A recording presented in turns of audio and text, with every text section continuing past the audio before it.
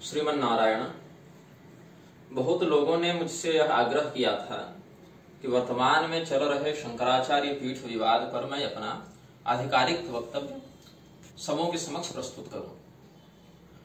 अब इसमें मैं थोड़ा प्रतीक्षारत इसीलिए था क्योंकि ये पीठ का विवाद न्यायालय में भी है, पूरी पीठ वाले विरोध में हैं, दक्षिण वाले समर्थन में हैं, और जो द्वारिका और ज्योतिष पीठ से जुड़े हैं ऐसे लोगों में भी कुछ लोग समर्थन में हैं, कुछ लोग विरोध में हैं। तो मैं सबसे पहले यह चाहता था कि ये लोग अपने अपने प्रमाणों को सामने ले आएं, मैं संयुक्त पक्ष को जान लूं, समझ लूं, फिर कुछ कहूं। अब मेरा जो मत है इसमें वह बिल्कुल स्पष्ट है। सर्वप्रथम तो हमें यह समझना चाहिए, जहां तक हमने भगवान शंकराचार्य जी के मठामनाय का अध्ययन किया है, 4 स्वतंत्र पीठों पर 4 स्वतंत्र आचार्यों की प्रतिष्ठा हो, एक पीठ पर 2 आचार्य अथवा 2 पीठ पर 1 आचार्य की यदि हम बात करेंगे तो उस स्थिति में आमनाय सांकर्य दोष लग जाएगा। आमनाय सांकर्य दोष क्या है? आप पूर्वामनाय के हैं तो आप पश्चिमामनाय के क्षेत्र का अतिक्रमण नहीं कर सकते, आप उनके महावाक्य का अनुसरण नहीं कर सकते, आप उनके योग पट्ट का अनुसरण नहीं कर सकते, आप उनके गोत्र का संकल्प नहीं कर सकते। ये आमनाय सांकर्य दोष में आ जाएगा यदि करेंगे तो। भगवान शंकराचार्य जी ने अकेले ही 4 पीठों की स्थापना की, अतएव एक ही आचार्य 4 पीठों पर विद्यमान हो सकता है। इस बात पर कुछ लोग समर्थन करते हैं कि 4 पीठ पर एक ही आचार्य भी बैठ सकता है यदि वैसी स्थिति आ जाए। लेकिन आप यह विचार करें, भगवान शंकराचार्य जी ने 4 पीठों की स्थापना तो की, किंतु स्वयं 4 पीठों पर आसीन नहीं होकर उन्होंने स्वयं ही 4 स्वतंत्र शिष्यों को आचार्य पद पर स्थापित करके 4 पीठों का भार सौंपा। स्वयं 4 का संचालन उन्होंने नहीं किया, बल्कि संचालन हेतु उन्होंने 4 स्वतंत्र आचार्यों का वहां पर नियोजन किया है।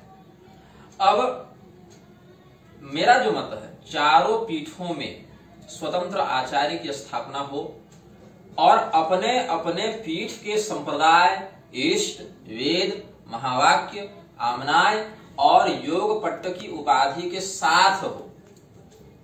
आप उपाधि का भी व्यतिक्रमण नहीं करें, आमनाय का भी अतिक्रमण न करें, वेद, गोत्र, देवता, तीर्थ और महावाक्यों का भी अतिक्रमण नहीं करें। तो सबसे स्वस्थ विधा क्या है? 4 आमनाय, यद्यपि सूक्ष्म रूप से भी जोड़ दे तो 7 आमनाय तक की चर्चा भगवान शंकराचार्य जी ने की है। पीठ 4 ही हों, आचार्य 4 ही हों, और जो आचार्य हों वो अपने महावाक्य, अपनी दिशा, अपना आमनाय, अपना महावाक्य, अपना वेद, अपना गोत्र और अपना योगपट्ट अपने आश्रम की पीठ की मर्यादा के अनुरूप रखें। अब यहां पर मैं स्वामी अभिमुक्तेश्वरानंद सरस्वती जी की बात करूंगा। स्वामी जी से मेरी 2 मुलाकात है, एक वाराणसी में श्री विद्या मठ में करीब 20 मिनट और कुसुमघटा छत्तीसगढ़ में रुद्र महायज्ञ के मंच पर लगभग 1 घंटे। तो वो मुलाकात कोई मुलाकात नहीं थी क्योंकि मंच पर तो कोई चर्चा हुई नहीं, सामान्य अभिवादन हुआ। मठ में कुछ चर्चा हुई थी लेकिन कोई ठोस विषय पर हम लोग बात नहीं कर रहे थे। ऐसे ही जब 2 धर्माधिकारी मिलते हैं तो सामान्यतः सत्संग होता है, उसी प्रकार से। पूरी पीठ के लोगों के द्वारा जैसा अभी भी प्रचारित किया जा रहा है, बताया जा रहा है कि स्वामी जी ब्राह्मण नहीं है। तो मैं जब सबसे पहले श्री विद्या मठ में गया था तो मैंने उनको यतियों के नियम के अनुसार साष्टांग दंडवत इत्यादि नहीं किया था, सामान्य अभिवादन किया था। बाद में श्री विद्या मठ के लोगों ने बताया कि स्वामी जी ब्राह्मण हैं और इनके विरुद्ध दुष्प्रचार किया जा रहा है। तो मैंने कहा अच्छी बात है, अगर वो ब्राह्मण है तो और भी अच्छी बात है, और फिर मैंने विधिवत प्रणाम भी किया था। मेरे पास न उनके समर्थन में अधिक प्रमाण है न विरोध में अधिक प्रमाण है। जो प्रमाण प्रस्तुत किए जा रहे हैं वो ज्योतिष पीठ के पक्षधरों से, स्वामी अभिमुक्तेश्वरानंद जी के समर्थकों की ओर से अथवा पूरी पीठ की ओर से ही प्रचारित किए गए हैं। और अब ये विषय तो न्यायालय में भी चला गया है, जो कि नहीं जाना चाहिए। न्यायालय अधिकृत नहीं है धर्म संबंधी शास्त्रीय निर्णयों में।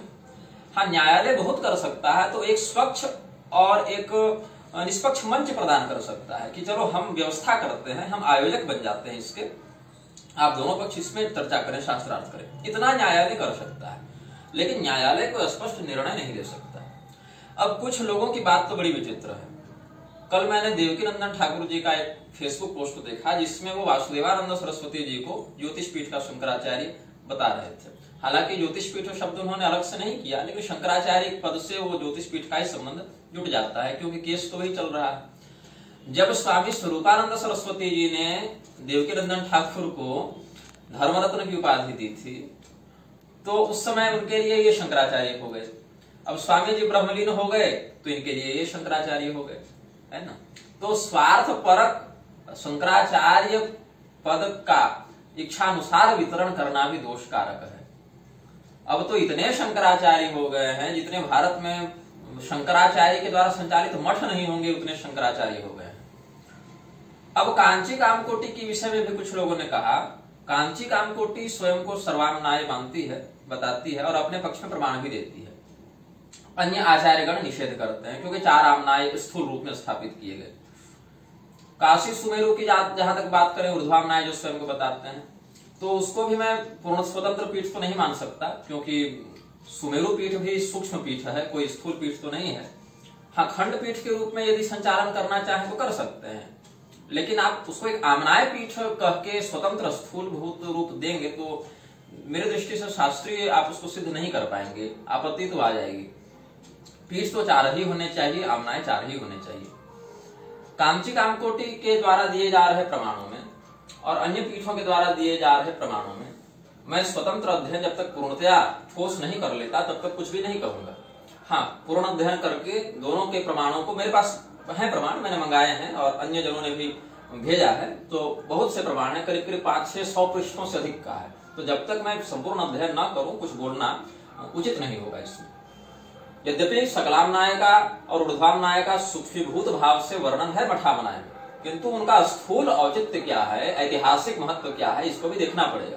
क्योंकि जो 4 आमनाय हैं उनका जो गोत्र है, उनके जो देवता हैं, उनकी जो योग पट्टादि उपाधियां हैं, जो महावाक्यादि हैं, उनका भगवान शंकराचार्य जी ने कोई काल्पनिक स्थापन कर दिया ऐसा नहीं है। ये वेदोक्त हैं, तंत्रोक्त भी हैं, शक्ति संगम तंत्र इत्यादि में इनका वर्णन भगवान अक्षोभ्यरुद्र ने किया है।